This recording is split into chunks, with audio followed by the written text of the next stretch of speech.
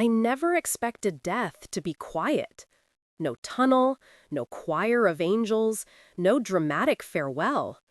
Just stillness. One second, I was on my porch in rural Tennessee, sipping my usual black coffee, watching the morning sun rise through the fog. The next, a sharp, electric pain stabbed through my chest. My mug shattered on the floorboards. My legs folded underneath me. Then, nothing. It didn't feel like falling. It felt like being erased. And then, I opened my eyes. But I wasn't in my house. I wasn't on Earth. The sky above me was alive, liquid light, folding and flowing like the ocean in the air. The colors were impossible. Cloud-like forms pulsed slowly, moving not with wind, but with intention. The whole sky was breathing.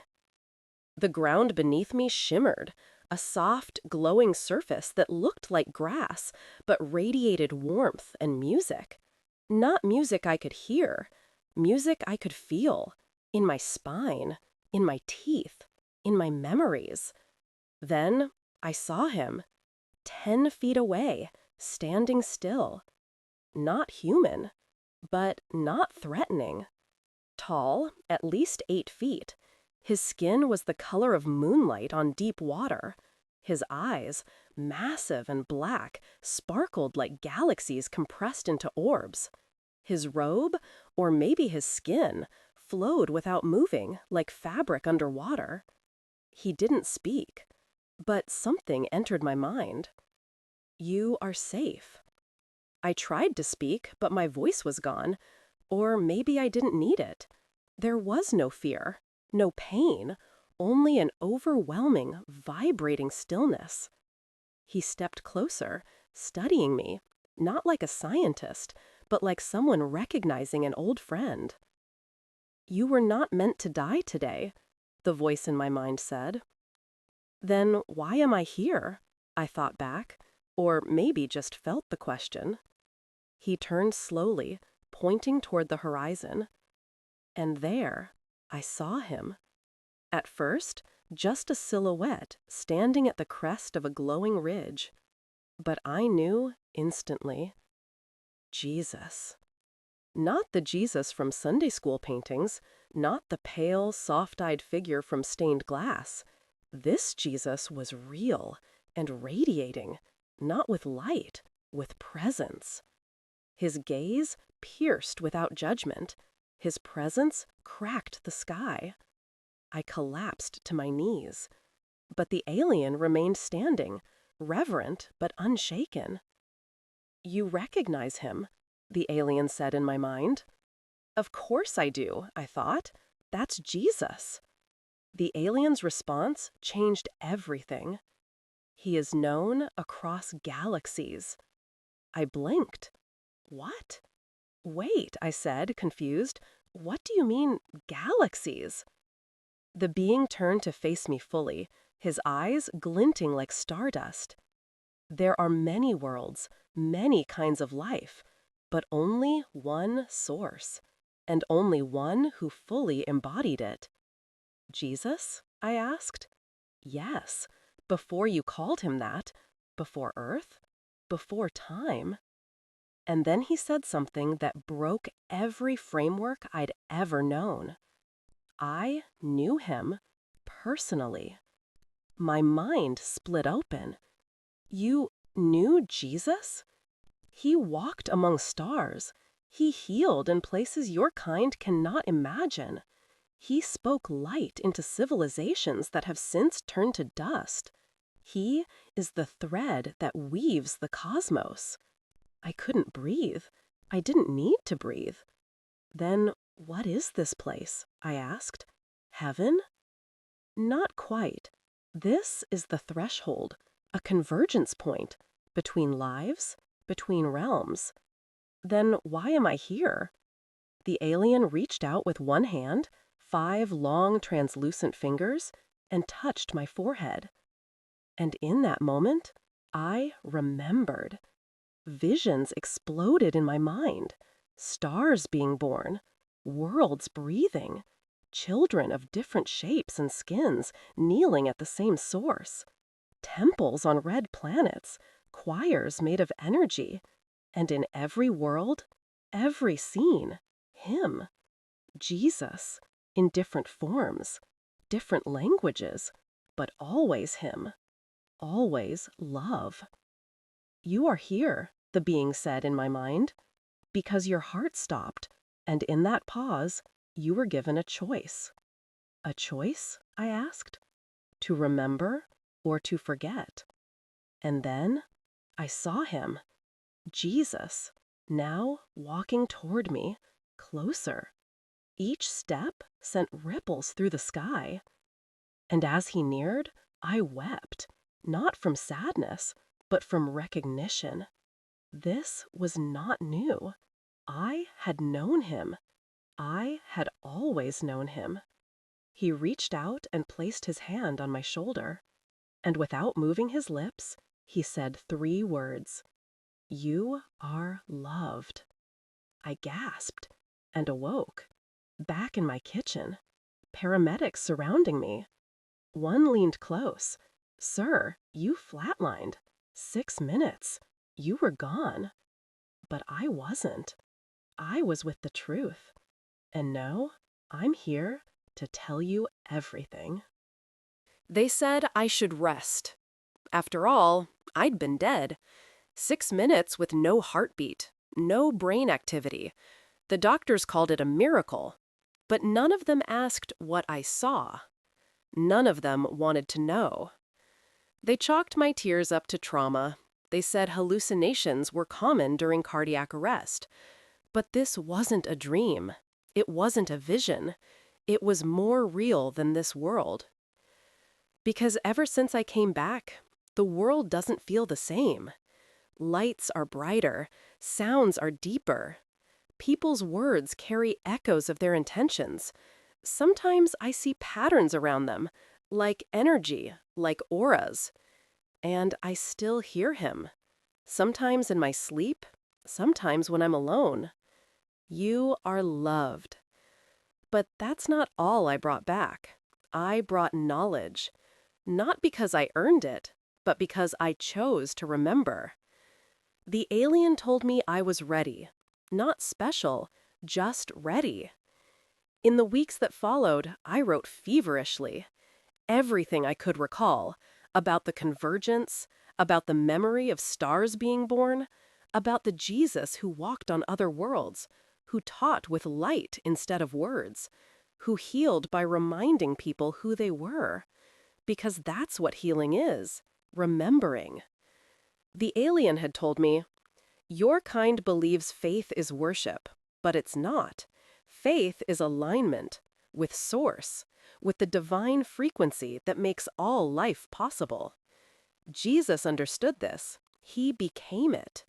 That's why he healed with a word, a touch. He wasn't breaking laws of nature. He was activating them. That idea haunted me, because I'd spent most of my life begging God, please help me, please save them, please fix this. But now I understood pleading was the wrong frequency. Jesus didn't ask the universe, he commanded it. Not arrogantly, but as someone in perfect resonance with it. The alien had shown me how Jesus prayed, not with supplication, but with certainty. He thanked before he received, because he understood that creation responds to belief the way light bends to gravity. I started to test this, not in grand ways, quietly. Instead of praying, God, please help me heal, I whispered, thank you for the healing already unfolding. Instead of asking for peace, I sat still and felt it, as if it were already mine. And things began to change. My anxiety, the tight band that had squeezed my chest for 20 years, began to loosen.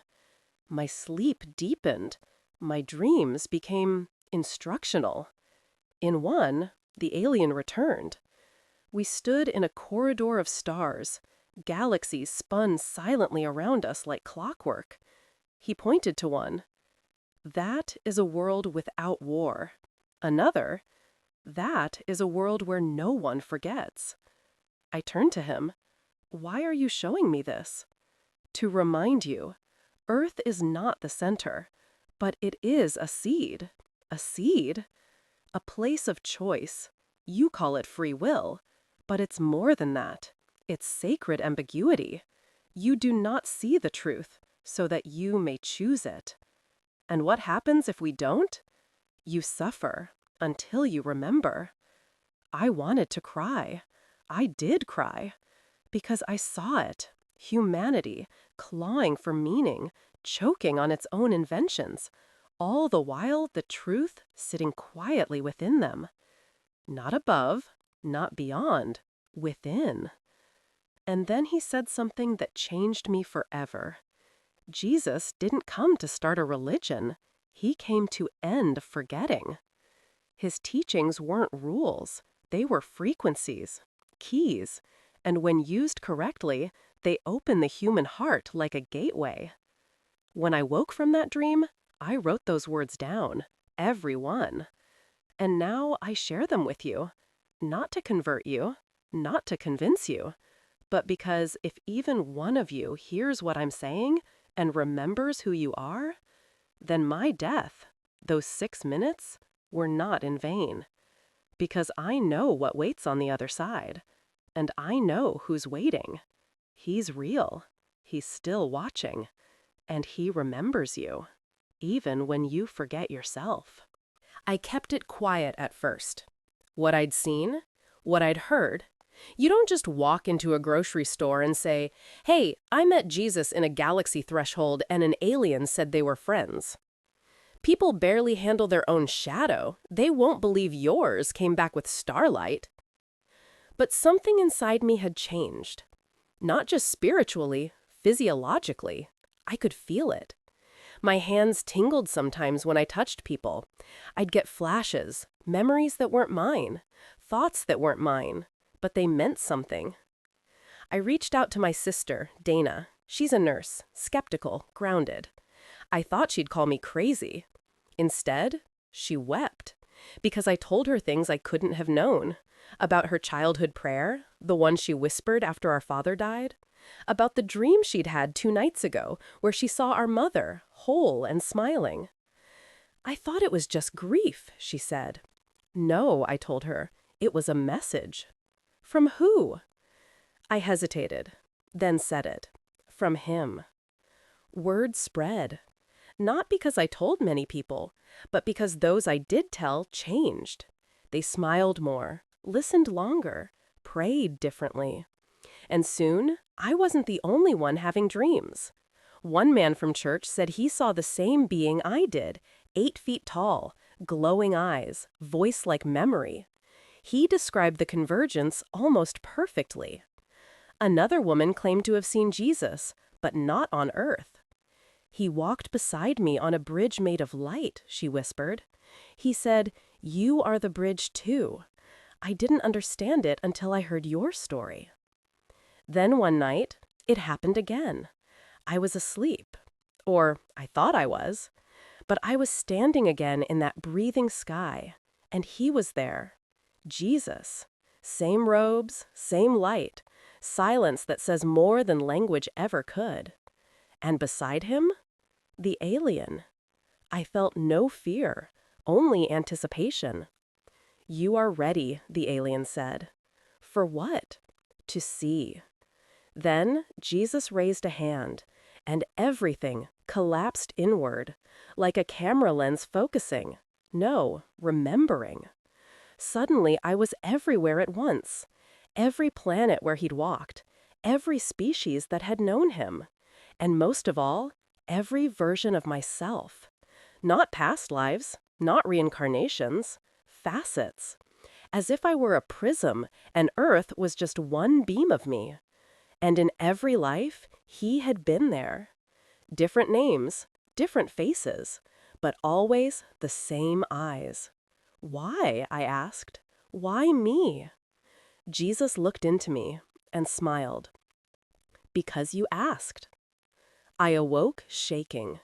The room was glowing faintly, though there were no lights on. And then I saw it. Etched into the condensation on my bedroom mirror, 4 words. You are the bridge. That day, I knew what I had to do. I went back to the church where I'd been baptized. It had been years since I'd attended. I asked the pastor for 5 minutes to speak. He looked uncertain, but agreed. I stepped onto the small stage, hands trembling, and I told the truth. About the morning I died, about the alien, about the Jesus they didn't preach about, not because he wasn't real, but because they'd forgotten how to see him. Some people walked out, some folded their arms, but others, they leaned in, and I saw the same tears I had shed streaming down their cheeks. You are not separate, I said. He is not gone. And you are more than saved. You are seated with light, with memory, with him. That was the day my second life began. Not the one after death, the one after remembering. And now I'm speaking to you. Because this isn't just a story about what I saw. It's about what you can see if you ask. If you stop begging and start believing. If you stop fearing and start remembering. He's waiting. The stars are watching. And the bridge, that's you. They started contacting me. Emails, handwritten letters, voicemails filled with tears. Strangers from Texas, a schoolteacher from Nigeria, a prisoner in Sweden. Each had one thing in common. They'd seen him too. Some had never heard my story. One man said he saw the alien I described in a dream, down to the detail of its flowing cloak and obsidian eyes, but had no idea what it meant until he stumbled across my interview online. Another woman said she was clinically dead for 3 minutes during childbirth. In that time, she stood in a golden field while a man in radiant white whispered to her, "Do not be afraid of your light." When she returned to her body, she couldn't stop crying. It wasn't just beautiful, she told me, it was familiar. And then the synchronicities began. Global. Sudden spikes in cardiac arrest survivors reporting beings of light with alien features. Artists drawing the same face. That face I saw on the threshold. Those ancient eyes full of sorrow and starlight. And then came the dreams. Hundreds of them. People seeing a bridge made of shimmering memory, with a man walking across it who looked like Jesus, but more. He wasn't just Jesus, one said. He was the bridge. Just like the message etched on my mirror. You are the bridge. That phrase began appearing in unexpected places. Graffiti in Berlin, a crop formation in Argentina. Even a shortwave radio transmission intercepted in the Arizona desert, repeating the phrase in Latin, English, and an untraceable third language. Governments ignored it. Churches dismissed it. But we knew something was awakening. And then it happened. I was in my backyard under the stars. It had become a nightly ritual, sitting still, listening, not with ears, with attention. The wind was silent, the trees were asleep. Then, light. Not above, behind me. I turned slowly. He was there, the alien. Same height, same shimmer, same impossible eyes. But something was different. He looked tired, or maybe saddened. "Why are you here?" I asked. "To prepare you," he said. "For what?" He didn't answer immediately. Instead, he stepped forward and extended his hand. "Come." And the moment I touched him, the stars blinked out, the trees dissolved, and we were elsewhere. Not heaven, not earth, somewhere between. A vast expanse of shifting color and memory, where time folded like paper cranes and sound became architecture. In the center of it all, a throne. But it wasn't occupied. It was fractured, flickering. "What is this?" I asked. "It is the throne of memory," he said, "where your kind placed your God. But it's empty because you forgot." I didn't understand. Forgot what? He turned to me, his face luminous with grief. That God never needed a throne, only a heart. You built a religion.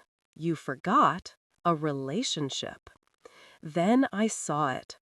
Billions of souls, like lights, flickering through tunnels of belief, shame, doctrine, trying to find him. But the door was always open, inside them, inside us, and he was still knocking. Not with thunder, with memory. "So what now?" I whispered. The alien looked up, into the void, and for the first time, he knelt. "He comes," he said, and I felt it, a return, but not to Earth, to us, to remembrance. I opened my eyes, back in my yard. The grass was wet with dew, the stars were silent again. But I was different, because I finally understood. The second coming isn't a sky event. It's a heart event. And it doesn't start in temples. It starts in you. It began with a whisper, a murmur beneath global noise. The stock markets didn't notice, but the dreamers did.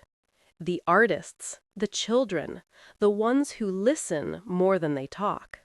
They began drawing spirals. Not random, perfect golden spirals, encoded in the same ratio found in galaxies, seashells, and sunflowers. One little girl in Japan sketched it in the dirt and said, "He's coming back through this." When asked who, she replied, "The man of silence, the one who glows." Then came the frequencies, radio waves with no source. Amateur astronomers picked them up in Chile, South Africa, Australia. They weren't patterns of communication.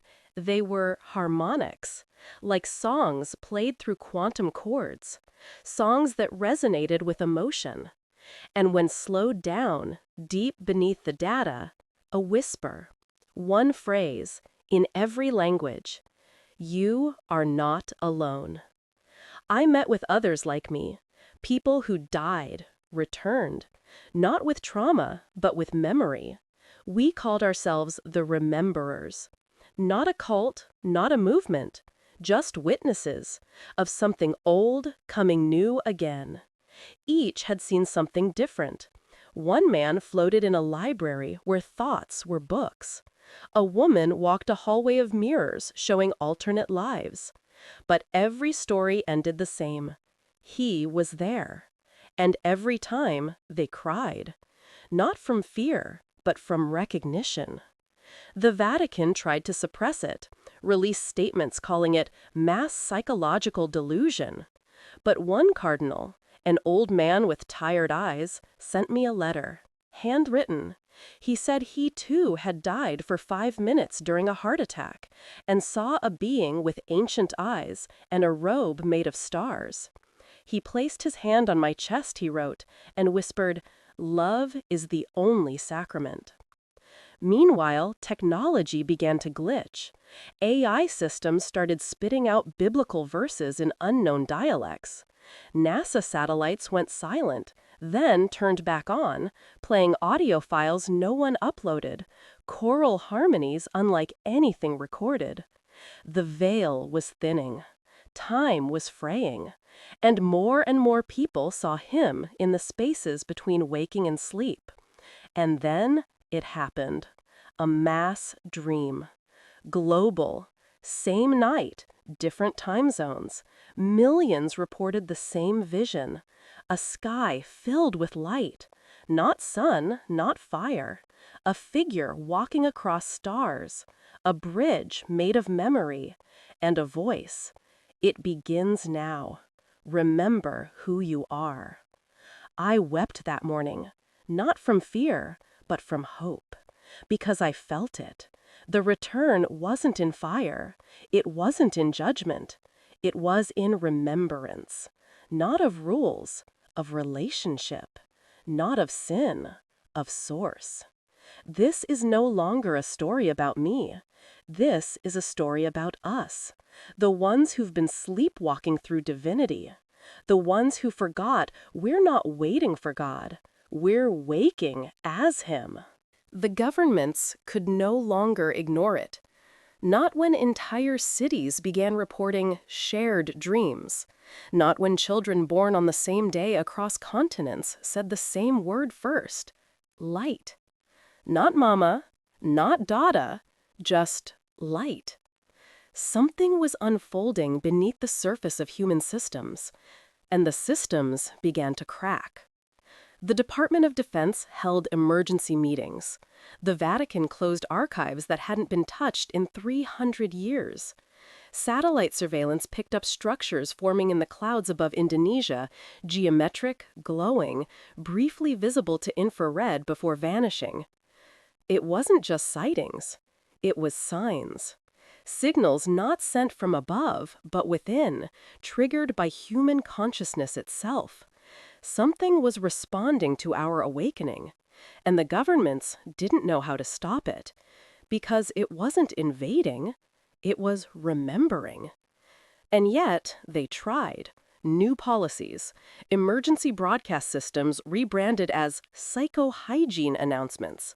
They warned of mass dream contamination, advising citizens to avoid meditation, prayer, and unsupervised contemplation. Yes, contemplation was now a threat. They began dosing food supplies with neuroinhibitors to suppress theta brainwave activity.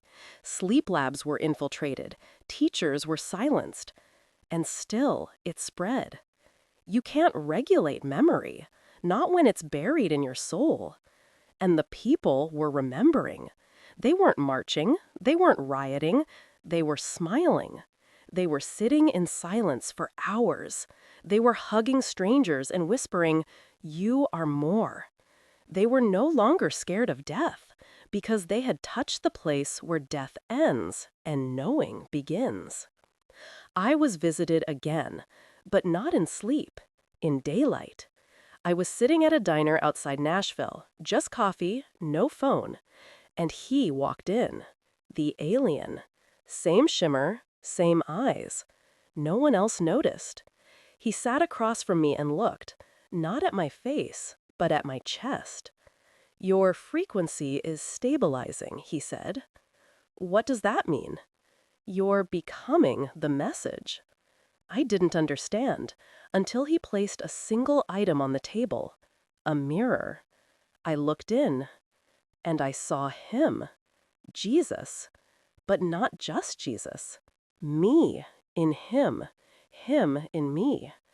And behind the reflection, stars. The alien spoke again. "They will offer you a stage. Don't take it."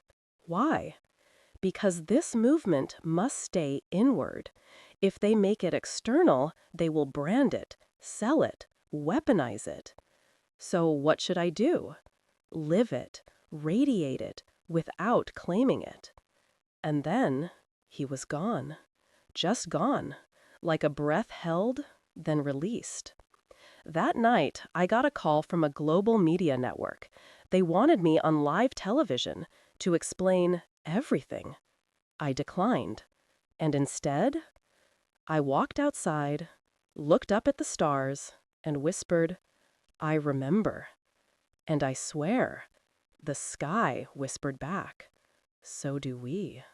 They started calling them bridge children, the ones born after the sky changed, born under the same harmonic pulse that passed through the earth the night of the mass dream. There was something different about them. They didn't cry the way other newborns did. They watched, with eyes that looked ancient. And they developed faster. They walked early, spoke early. But it wasn't just intelligence. It was presence. They looked at you like they already knew your soul, like they weren't here to learn. They were here to remind. By the time the oldest bridge children turned 5, it became undeniable. They spoke multiple languages they were never taught. They knew people's names without being introduced. One girl in Brazil placed her hand on a dying cat and whispered, "Return." And the cat did. Scientists were baffled. They ran tests, scans, DNA sequencing, and that's when they discovered it.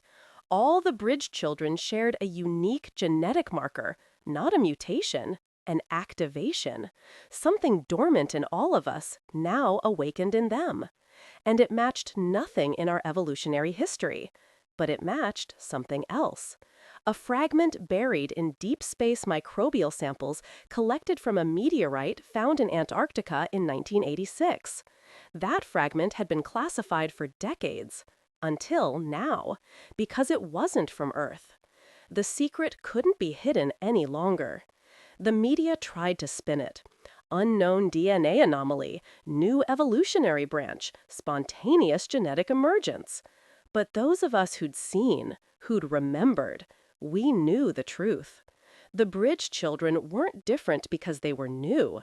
They were different because they were old. Souls who had never forgotten. Beings who'd walked with him before. In temples of gas, in cities made of crystal, in timelines folded into song. And now they had returned. Not to change Earth from the outside, but to awaken it from within.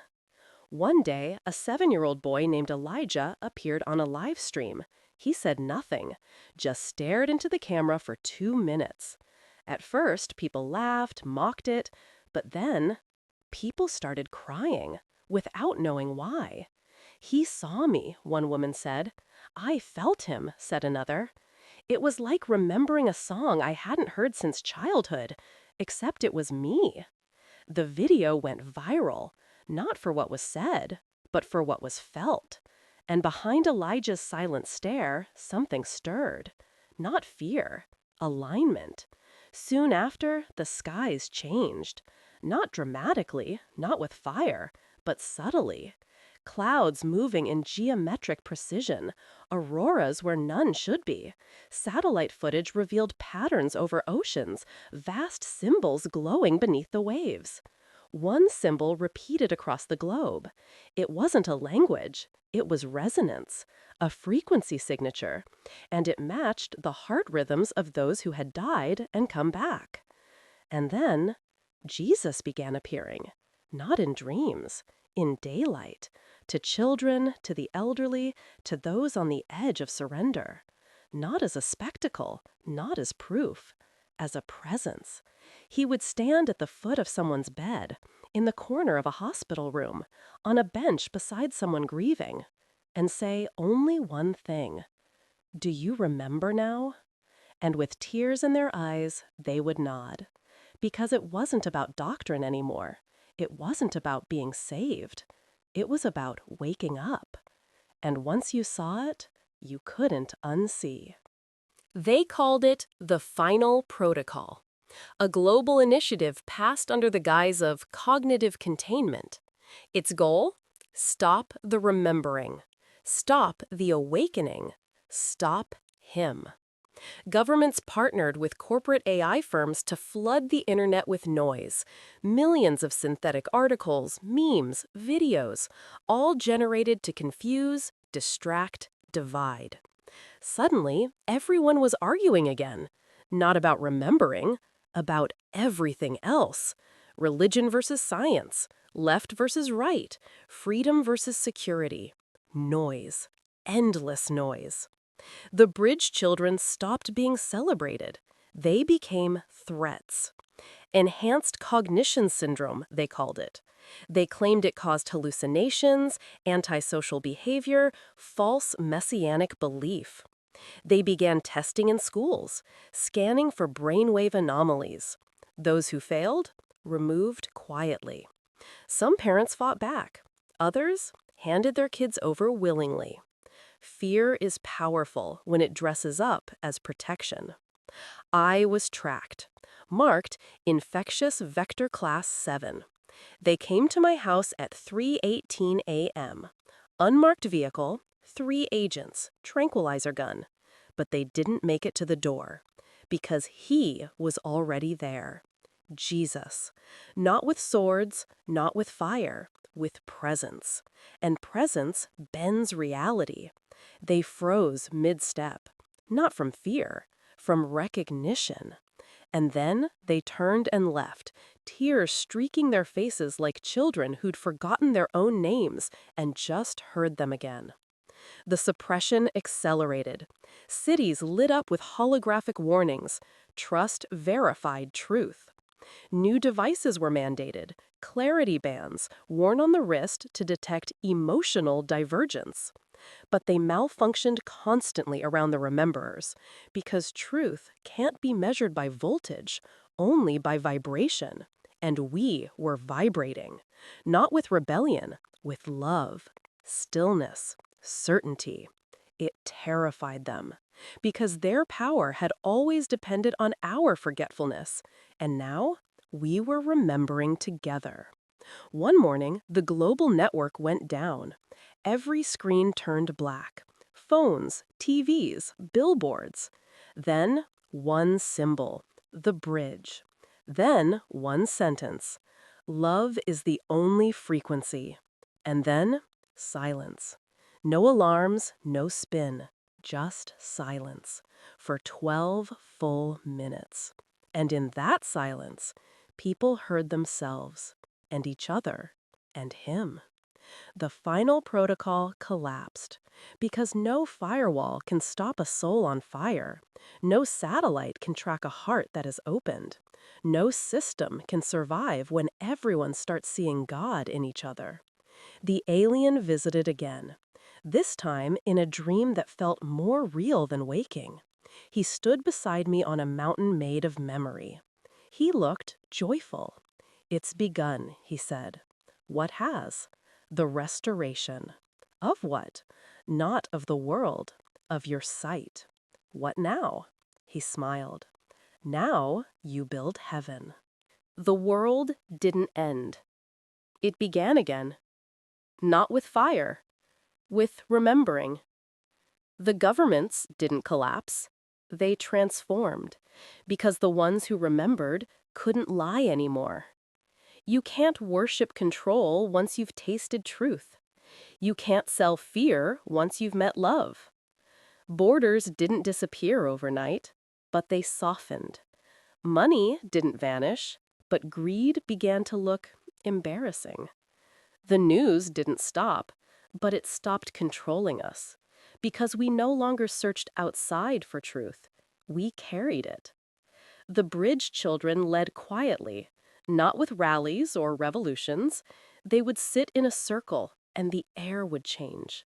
Violence would collapse in their presence like shadows fleeing sunlight. Leaders from every nation sat before a 9-year-old named Aya in silent reverence. She simply said, "It is time to be what you were before you forgot." And they listened. Churches were emptied, not because people stopped believing, because people stopped needing permission to connect. The true temple turned out to be the human field, the space between hearts, humming with shared recognition. Heaven wasn't above us. It was what we built when we stopped resisting love. One day, all screens went white again. One final message. A face. His. Jesus. Not speaking, just looking. And then, words appeared, one line at a time. You were never unworthy. You were never forgotten. You were never separate. Then, the bridge is now complete. I will walk it with you always. Now, build. That was the last time he spoke through technology, because we didn't need it anymore. We could hear him in the rustling of trees, in the hands of strangers, in the laughter of children, in silence. He hadn't left. He had simply become part of us. And so we began. Not a new religion, a new remembering. We built homes where everyone was welcome. We shared food without hierarchy. We raised children in circles, not cells. We made art with no price tags. We healed not just bodies, but stories. Because trauma had lost its grip. Once we remembered who we truly were, pain lost its throne. The alien never returned, at least not visibly, but sometimes, when the stars are especially still, when the sky hums like a chord you almost recognize, I feel him, watching, not judging, cheering. Years passed. Not like they used to. Time didn't feel linear anymore. Not since the remembering. It was more like rhythm, a cosmic breathing. And with each inhale, more of us awakened. With each exhale, more of the old ways dissolved. I grew older, but not weaker, because age wasn't decay anymore. It was accumulation of light, of presence, of truth. One day, I felt the change, a silence behind my heart. Not dread, an invitation. The same invitation I'd felt once before, on that porch in Tennessee the morning I died. I laid down in a field under stars.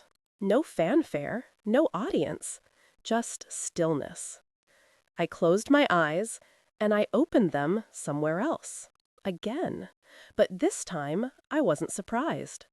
The sky of liquid crystal, the glowing ridge, the pulsing ground that sang memory into my bones.